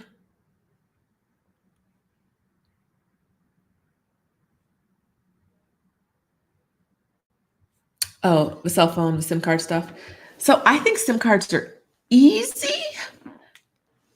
in a new country. If you're trying to figure out how to deal with your US or local phone plan when you move abroad, that's more difficult. If you just are like, I'm going to be in China, not China, I'm going to be in South Korea for 2 months, go get a SIM card. It's probably much easier than getting a phone in the US. Probably. I don't know the South Korean process. But if you're trying to figure out how to use your current cell phone around the world, sometimes that, depending on the phone plan you have, it can be a little bit of a challenge because most phone companies will be like, oh, I see you've been abroad. So now I see you don't have service anymore. Okay, bye. All right. Auntie Lou says you need to set up beneficiaries for my accounts. Can we talk about that? Can you add that to your to-do list for the week, everybody? Check the beneficiaries on your accounts. I'm writing this down. I'm going to be around here. I think this is the thing I'm going to remind you. I'm going to be on you about this week.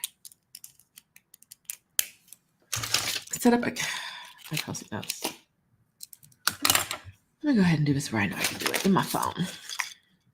Okay, so this week, as a squad, we're going to set up account beneficiaries for all the financial accounts you have. So you don't have to worry about it before you leave. You should be doing it now anyway. Now, you know the rules. If it doesn't apply, let it fly. You ain't get to write me back and tell me I don't need to because I did.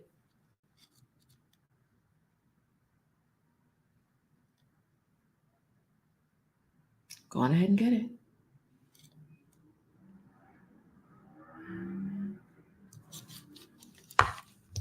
All right. It is suggested to keep your U.S. driver's license when living or moving abroad. Yes, when I went to rent a car in Mexico, in La Paz, I showed up with my Mexican driver's license because I got it in Mexico, so we're going to use it in Mexico. And he was like, that's cool. I need your passport. And I was like, I don't have my passport. I did, but I won't give it to him. Because why? He's like, I need your passport. And I'm like, I flew domestically. I don't have my passport. And he was like, well, I need another. He needed 2 forms of ID was what he really needed. He didn't need my passport. He needed a second form of ID. So I was like, okay, here's my U.S. driver's license. Now I have 2 legitimate forms of ID that you'll accept. Right? So I keep it just because, but if it was going to like expire and I never thought I was going to be back in the US, I might not. But the chance of you needing to come back to the US and maybe renting a car are not 0. So I definitely keep your driver's license. Because renting a car in the US on a Mexican driver's license would be much harder than me renting a car in the US on a US driver's license. So when that expires, I'm going to be there to renew it. Hi, what do I need to do? Fill out a form, send it to the house that I don't live at and haven't ever been in years. Great. Love it. Thank you. Can I just pick it up on paper? Thank you. All right. My accountant flakes. So taxes have been a thing for me. Yes, taxes are a thing. Ask me how I know. Okay, high Wi-Fi speeds. Yes. Important thing to look at. Aileen Brown is looking for walkable places since I'm sick of driving. Important. I think so. One thing I want to say about walkable is it also matters what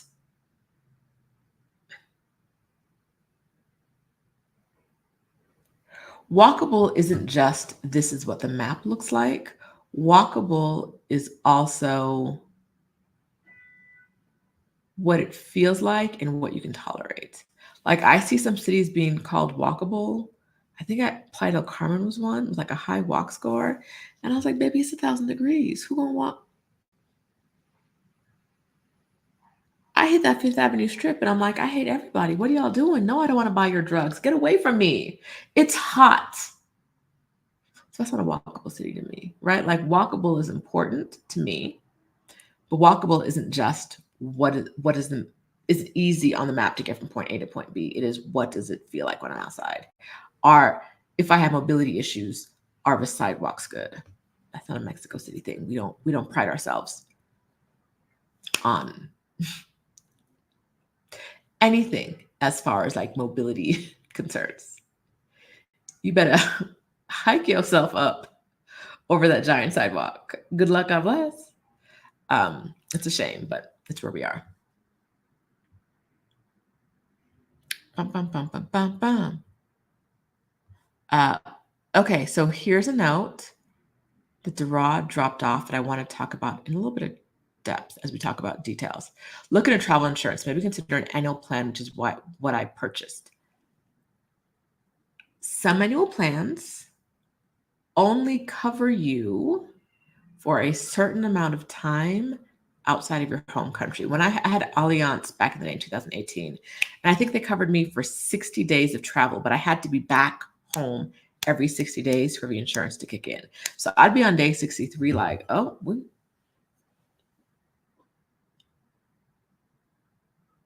living free, hoping nothing bad happens, right?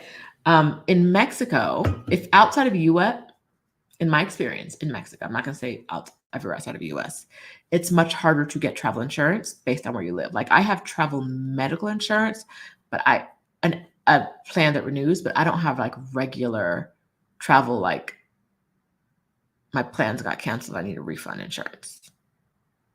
It's super hard to find.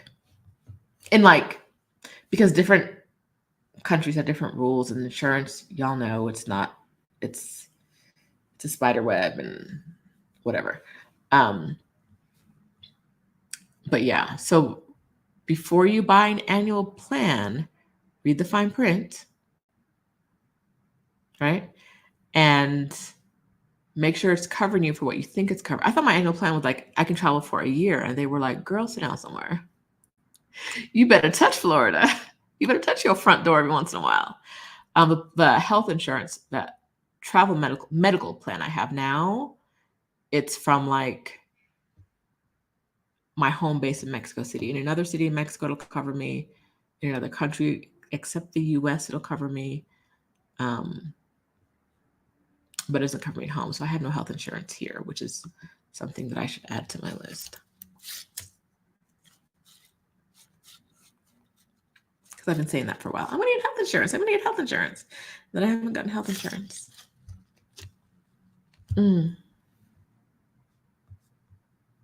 Oh, girl, we're going to be morbid. Cheryl, we're going to be morbid. It just is what it is. Set up account beneficiaries for all your accounts. Listen. Okay, so T-Mobile, when I had it, worked very, very poorly in other countries. And I had to like pay for a boost in speed for it to actually work. And then they were like, ma'am, you've been abroad too long. We're going to turn your service off.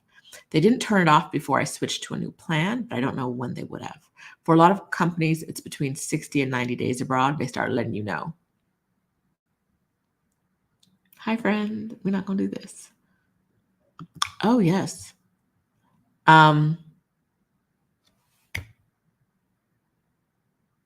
You want to make sure that the people who, if you've given anyone like power of attorney for your healthcare or your finances or whatever, they know what decisions you want them to make.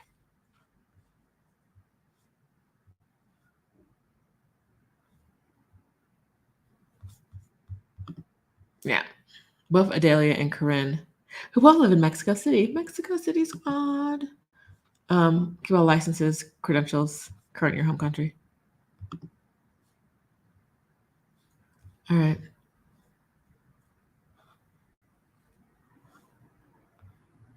Ooh, nearest hospital medical facility. Baby, whoo, baby girl. You know how kids are. She dropped her towel on the floor. Came back a few minutes later, wrapped herself up in her towel, walked over to her mom, and her mom was like, "Can you come here real quick?" And she walked over to her, and there was a scorpion about this big on the towel. And it's a scorpion that's poisonous. Like, if it stings you, it'll kill you. She's 11, 12? And her 12 and her brother's 11. The way the kids were freaking out. If she had put on the towel the other way, we would have had a trip to the hospital. So immediately we were like, all right, so that was fine. We're okay. But let's find out where the hospitals are. Because usually I say if you're going to be somewhere a month or more, know where the hospitals are. But if you're traveling with kids, like day one, because why was your towel on the floor? And then you put it on your body. And now we got a scorpion.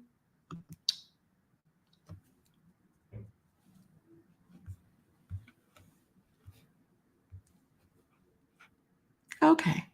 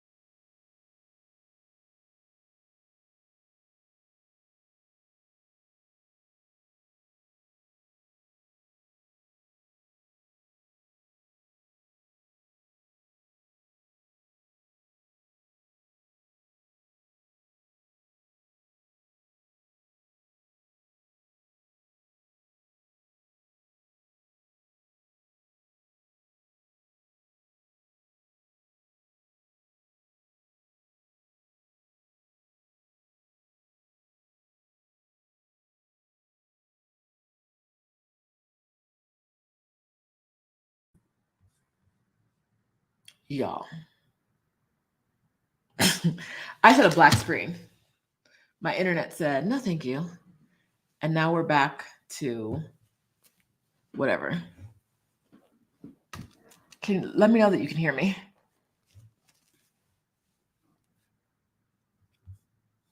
Okay, I'm back. All right. Child, the internet just went black. People not gonna stress me out. I was swimming with sea lions 2 days ago. Y'all can't stress me out. The internet cannot stress me out. Thank you and goodbye. Okay, so baby girl really is like the animal whisperer. She had the scorpion. The scorpion did not attack her. Yay, yay, yay. We were swimming with sea lions, and a sea lion came up and like she had her hand out. The sea lion came up and like kissed her hand and then swam off. And we're all sitting there like, oh, you don't see us? Her brother was like, that's not fair. Animals always come up to her and they never come up to me. And I'm like, baby, it's me and you both sitting here like, oh, the sea lion couldn't come. Let me ride it real quick. Is it because it heard me saying I was trying to catch him and put him on the boat? Is that why? Is that why the sea lion heard that I was trying to catch one of them and take him home with me? And so now they won't come hang out with me? Rude. Rude. Duh. Rude.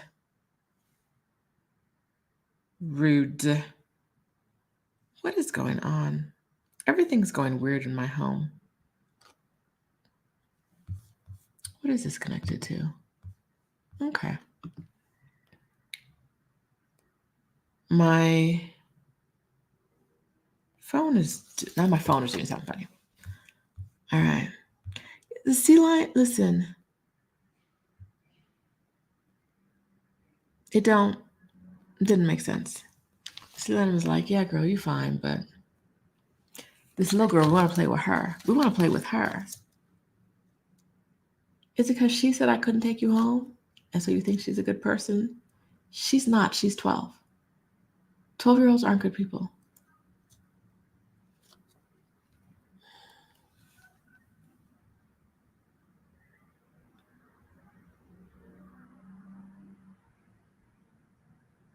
All right, Auntie Lou was pausing, deactivating, and closing online subscriptions I don't currently need while abroad. Oh, here's the thing to think about. Think about what subscriptions you're going to cancel or you're going to find a replacement for. Like, no one's ever told me of a VPN that works with Hulu consistently abroad. All the Disney companies are always like, sis, we see you, and we're not gonna let this happen. Amazon,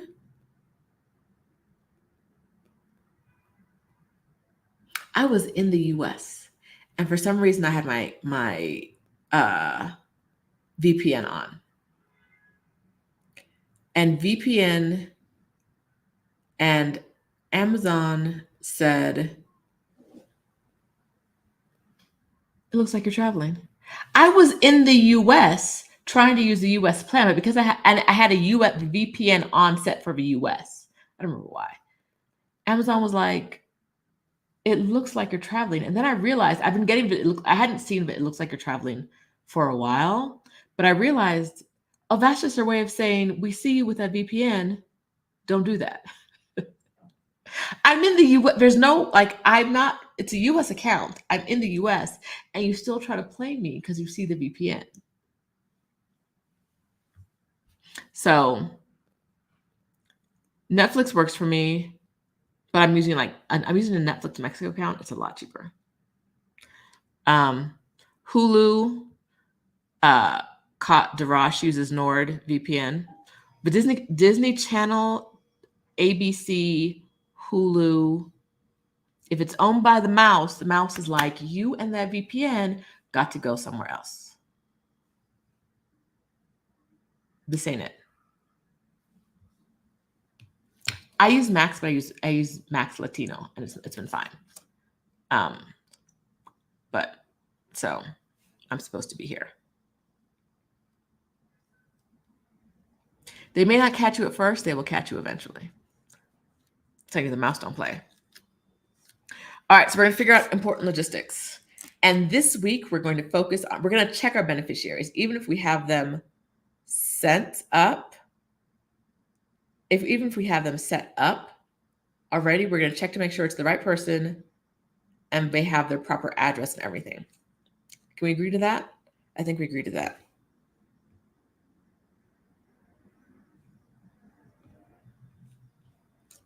Okay. Number 7 on the list. Create a language plan. Nope, number 8 on the list. Create a language plan. What's your plan for learning the language of the place you're going to? If you watched my video a couple weeks ago, I talked about how I don't think you need to be fluent. Let me grab that for you in case you haven't seen it yet. Oh no, I'm asking my computer to do 2 things at once. What will we do? Okay.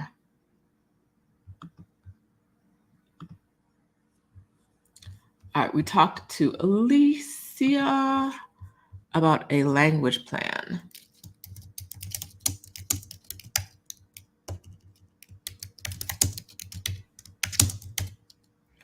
You don't need to be fluent, but knowing the words will help. I told you the first few times I know my first year here, I was missing out on things, maybe like discounts or sales at the store, because I know what you're talking about. The lady at the front desk is talking to me about something. Maybe there's a coupon, I don't know. But if she don't apply it to the sale price, I don't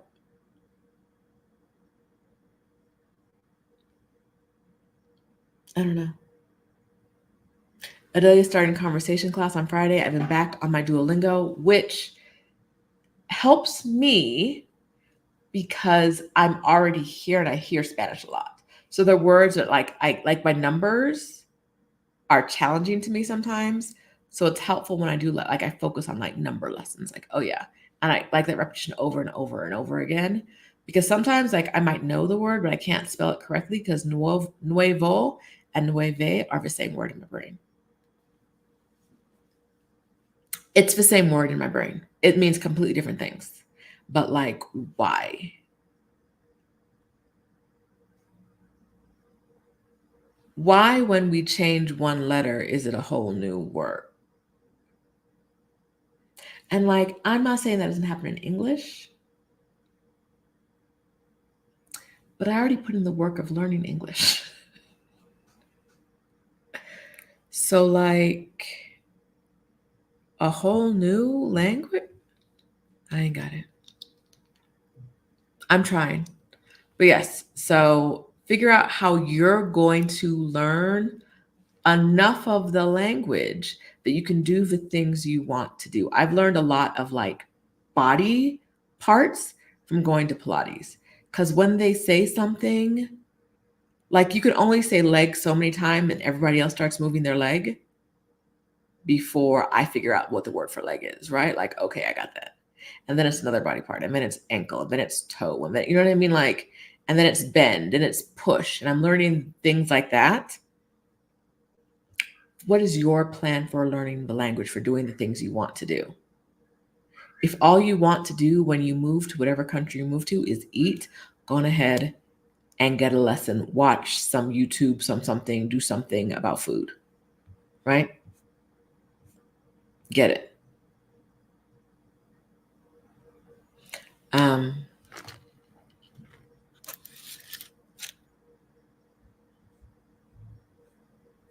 I didn't know Rappi had plans, had thingy.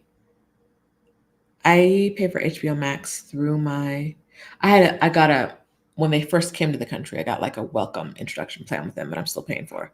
It's cheap. Okay, Sarah's planning to take elementary Spanish at a free community college. Yes. Conjugation hell is where I am. Maybe, I don't know. I'm going to give you the basic form of the word and you're going to have to figure out what I'm saying. I'm also probably going to give you like a noun.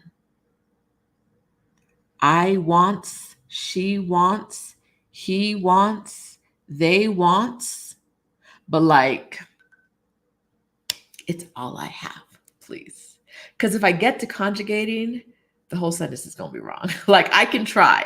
Sometimes I'm really like, I'm so close with this in my head.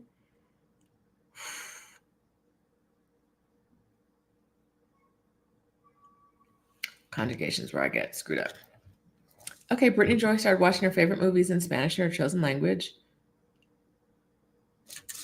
Oh, wait. See, Alba, I scrolled back to see Nita, but I didn't realize you were talking to Anita. Now I got to scroll back again, see what y'all were doing. Carmen Jacobs was spending her first 2 weeks of December in Merida in a Spanish language immersion. Love that.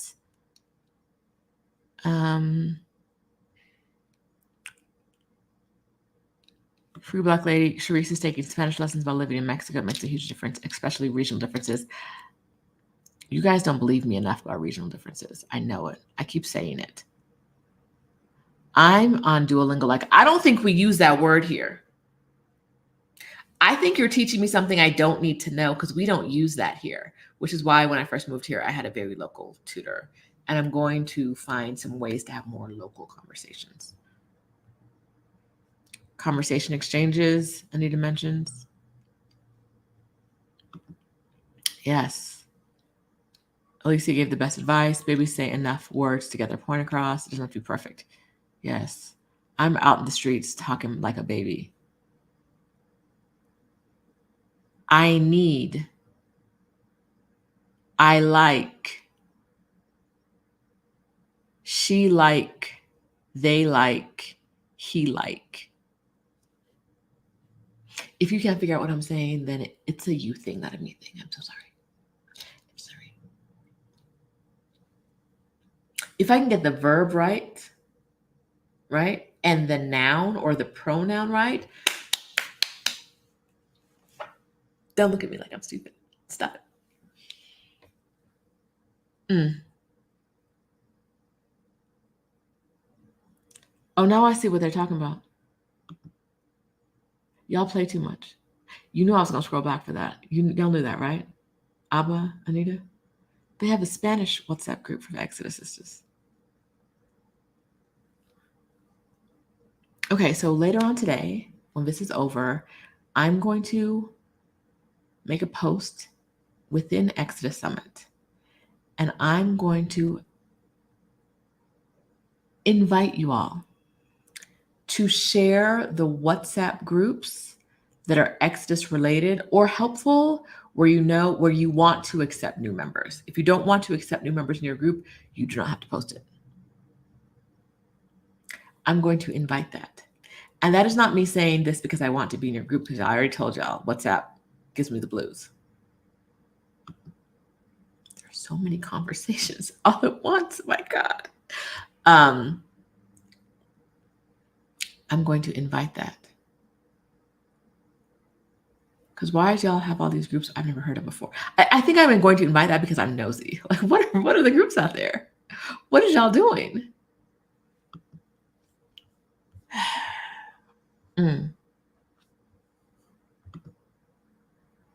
If I can hit an adjective, go ahead and clap for me in the streets. Clap it up, because my brain is working overtime. Can you smell the smoke? It's about to start coming out. Hello.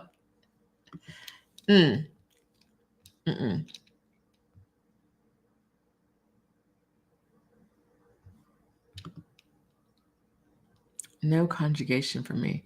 Francis already did a WhatsApp group post? I don't think so. I think you're lying to me, Anita, so you don't have to put it in the group. Everything is Migo stuff. All right. So come up with your language plan. How are you going to learn? Are you going to watch that video if you need some ideas? I put it in the comments. What are the ways that you're going to learn a new language?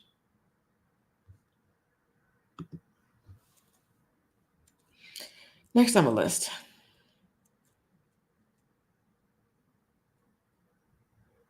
Number 9. I'm going to give y'all permission to opt out of the next 2. If you don't like what I said, pretend I didn't say it. But other ones, I feel like you shouldn't opt out of. These 2, I feel like you can. Hola, Glamazzini. The last 2, okay, so we're going to start from the top. The ones I think you should pay attention to if you're going to move abroad. Check the residency requirements and figure out if you can figure out what they're going to be in January. Assume that they're going to be more stringent next year, and always assume it's going to be more stringent next year than it is this year. So if you can get in now, but you're real close to the limits, make an application now to do it. 2, declutter. 3, create an income plan.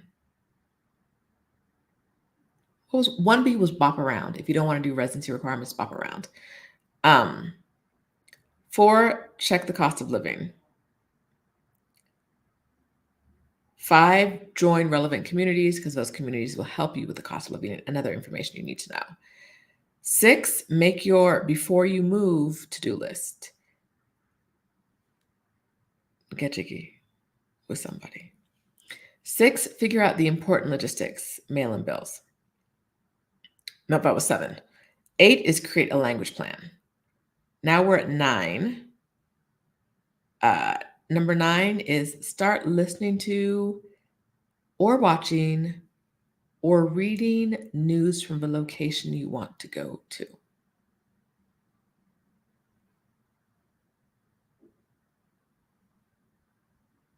Y'all got it?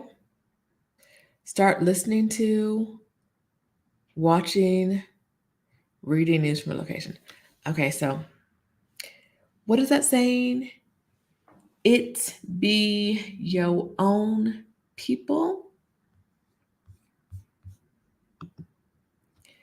It be your own people. Okay, can you see up there what my last name is?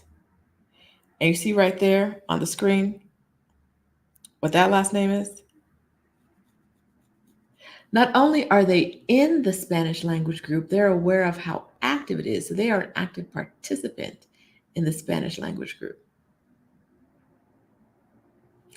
It be your own people.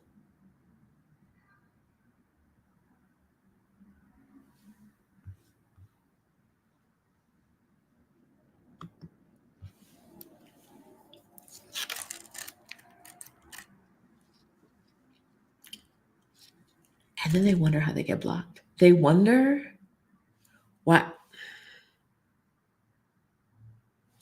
Hey, Tressa, thanks for subscribing. All right, so start listening to the news, watching, reading news from a location you want to go to, right? You need to know what's going on, right? If the news, like, you know, how one of the reasons I knew America wasn't for me is I had to stop watching the news. I was getting anxiety from watching the news. And I don't want to live with the idea that, like, there are countries where nothing bad happens, but news in America is depressing, right? I feel like you should watch the news where you're going and seeing whether you're going to get the same depressing feeling. Not every day. If you want to, every day. If you want to read a website weekly, do that. If you want to check in once a month, do that. Whatever you can tolerate. I cannot tolerate American news. I don't.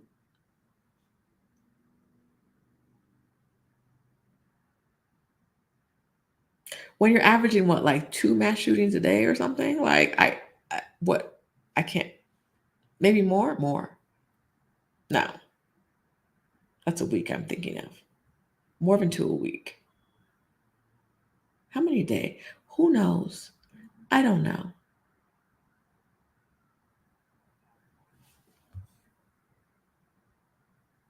Watch, learn, and see if what you're hearing is a place you want to live in. Right? Example. Cassandra's coming through with an example. The UK economy is severely impacted by Brexit. Costs are up.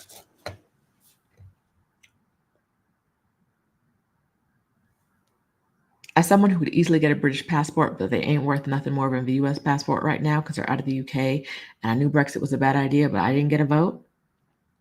I want to say, y'all are selfish and short-sighted and stupid. And so I'm sorry to the people who are severely impacted by the costs. But of course, this is going to happen when you shut yourself off from the road. Stupid.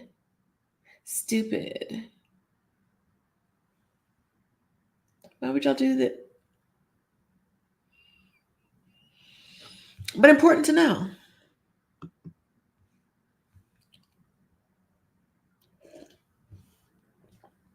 You don't have to check in every day. I'm not saying consume everything. I'm saying if you start seeing stuff like, if you're, John Kent mentioned anti-immigrant sentiments. If you're thinking of going, let's say, to Bali, and every week in Bali, there's an article about how immigrants are ruining the country.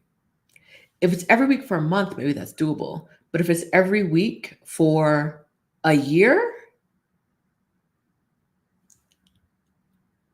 what are they doing over there in Cambodia? Like, what else is going on? Is there another place in Indonesia? What's what y'all doing somewhere close by, but not there, right? For me,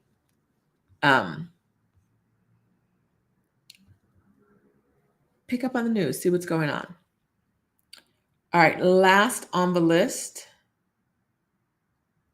which is, I told you 10 was related to 1B. 10 on the list is plan some scouting trips. Plan some scouting trips to go to places and live like you live there. We talk about this in from burnouttobliss.co. You can get it from rashidadow.com or from burnouttobliss.co. We help people plan their scouting trips. So what do they want to do when they get there? How do they want to live? How do they decide what communities to live in? A lot of the women in the program have moved abroad based on the support they get in the program. I really mean it. Abba said it got her over the finish line. I don't know if I showed that on the screen, but she did say that. So let this community, because it's a community, there's coaching, community and there's an actual curriculum in the course, let that get you over the finish line and into your new life abroad. Do scouting trips. Figure out if the place you think you want to live, because it sounds nice, is a place that feels good when you're not a tourist in the place, when you're going to the grocery store. Samira says, what's the minimum length for a scouting trip? I don't think there's a minimum length. Like 1 day isn't going to be a good scouting trip, right? A week might be a good scouting trip if you're serious about it and you get the information you need, right? Some people are going to go to a place for 1 day and be like, nope, can't live there. There are people who leave the airport in Mexico City and be like, oh, I didn't know it was like this. No, thank you. They need like 2 hours. And then they're like, oh no, it was too many people, right? So for them, a 1 day scouting trip is enough time. But if you want to know if you could live in a place forever and you have an indefinite amount of time to make that decision, I would say at least a week. A month is great. But I'm not going to say that you need to do a scouting trip for like. The reason I'm not going to say you need to do a scouting trip for like 2 months or 3 weeks or any, I'm not even telling you need to do it for a month. The reason I'm not doing that is because I don't think your move abroad has to be one and done. I don't want your move abroad to be, I'm packing up all my stuff and I'm moving to Turkey and I'm going to be there the rest of my life. I would love it if your move looked like I'm bringing 2 suitcases of the things I love and need and can't live without, and I'm going to be in Turkey until I don't want to be in Turkey anymore, or Turkey doesn't want me to be in Turkey anymore, right? Maybe my visa's up, or I don't really like the feel of it, and then I'm going to go somewhere else. I'm going to go to Croatia. Don't like Croatia, maybe I'm going to go to Egypt, right? Like that can be your move. Your move and your scouting trip can happen at the same time if you're bopping around, which is why number 10, scouting trip, is also related to 1B, like I said earlier. You can bop around instead of doing scouting trips and see if you like a place. I knew that Mexico City was right for me when I was bopping around for a year. Because every time I visited, I was like, I love it here. I love it here. I love it here. I love it here. I love it here. Okay, well then like, duh. Like the next step is right there. Right? Date countries, Samira said. Yes, scout while you bop. Those can be done at the same time. Your move, I would really love it if your move wasn't, I have picked up all of the furniture in my house and I am shipping it to Tanzania and I will live in Tanzania forever.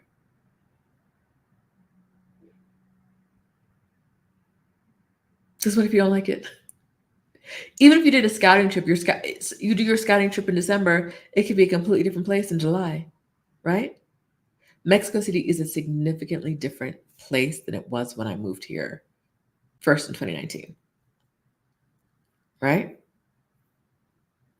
Bop around a bit, see what you like. And when you can bop until you find a place you love and then move there for however long that lasts. I think that we talk about moving, especially abroad, in some interesting ways. I get asked all the time, how long are you going to be here? And I'm like, until I'm not, like, I don't have an answer for that until I'm not.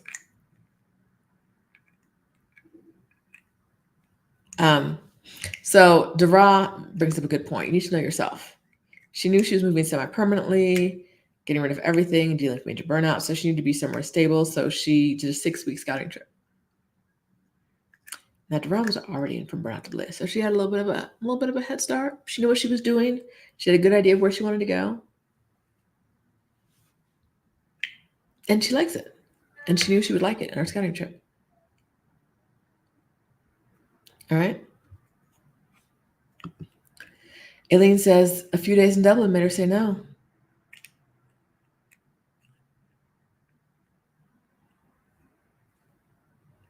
Sometimes that's all it takes. All right. We got to the end of the list. I'm going to read them back to you. I'm not going to say them in order because, baby, I got to keep. Check the updated residency requirements, declutter, create an income plan, a solid, reliable income plan. Check the cost of living, make your before you move to-do list, figure out the important logistics, join relevant communities like Exodus Summit, which you can find at exodussummit.com/community, or From Burnout to Bliss, which has a beautiful community. You can find out from burnouttobliss.co. Or you can create language plan, start listening to, watching, and reading news from a location, and plan scouting trips or bopping around. There's one last thing I want to do for you, and that is, let me see if I can do it, because I get this wrong every time.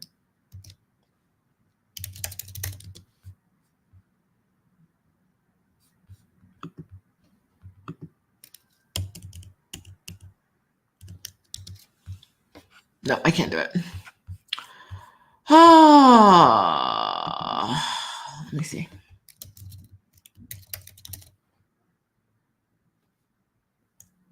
Yep, no, I don't know what I'm doing. Okay, so